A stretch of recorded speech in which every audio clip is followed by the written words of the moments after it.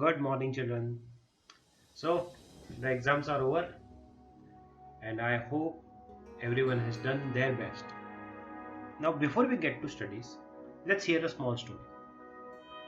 Once upon a time, there lived a very kind and generous king.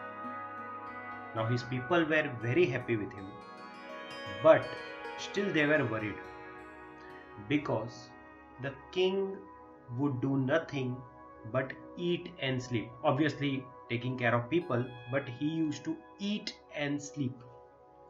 And as a result, he started gaining weight. And in fact, he gained so much weight that at one time he wasn't even able to move his body. One of his intelligent ministers finally gathered some courage and told him that this was not the right way to live, and people are starting to worry about you. Listening to his advice, the king consulted various doctors from various parts of the country, but no one could help the king lose his weight or gain his fitness back. Now, one morning, the king received a message from a sadhu. He got to know that the sadhu claimed he can cure the king, but his only condition was that the king had to go to him in order to get cured. The minister somehow convinced the king that at least we have a way. After some strenuous efforts, the king met this holy man. The sadhu examined the king and said, he will definitely be cured and nothing to worry about this. But he has to come on foot to his residence the next day for the cure to work. Obviously, the king was reluctant. He couldn't even move a foot. But still, he was so hell bent upon getting cured that he agreed. He went to the holy man's place, walking, though with a lot of effort and support by his followers. Unfortunately, the holy man was not available that day, and his devotee requested the king to come the next day. Next day, also, the king went walking to the sadhu's place, but still the sadhu was not available. And this went on being repeated for about 2 weeks. The king never met the sadhu and never had any treatment.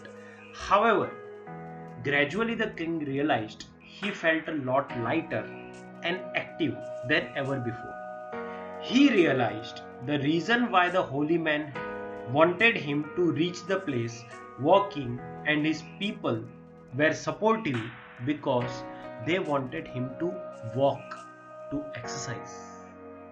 Are you getting my point? No? Okay, let's do a small imagination exercise. Let's say, who's your favorite actor or actress? Think about him or her. What do you like about him or her? The looks? Yeah, everyone likes the looks. Okay, let us do this thing. Think about the same looks but with an overweight body. Do you like him now? No? Is it in your favorites now with that overweight body? No? Obviously, this answer would be unanimous. Everyone would agree that we would not like our actors or actresses fat. Doesn't that same principle apply in our lives? Think of the past year and what changes it has brought on us. We are locked up in our homes, no school, very less outdoor activities, no sports, and more or less, due to everything on phones and laptops, we are hooked up on these gadgets more than ever. Obviously, we didn't have a choice. And see, I'm not saying that sticking to these laptops or mobiles is bad, or at least that's not the topic for today. The thing is that we have been stuck to our sofas, beds, chairs with reduced to no physical movements at all. There is a word for it, it's called couch potato. We have all become couch potatoes, and as a consequence, we all have increased our weights and lost our stamina. More than required.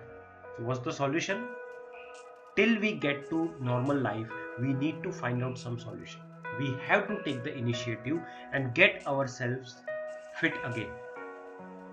How are we going to do that? The best and my personal favorite, a very small step is, take 100 steps after every meal. This is ridiculously simple exercise. It would improve your digestion, burn calories, get your body in total control. Just 100 steps. May sound big number, but trust me, it is very, very easy once you get used to it. Continuous 100 steps. That would be your homework.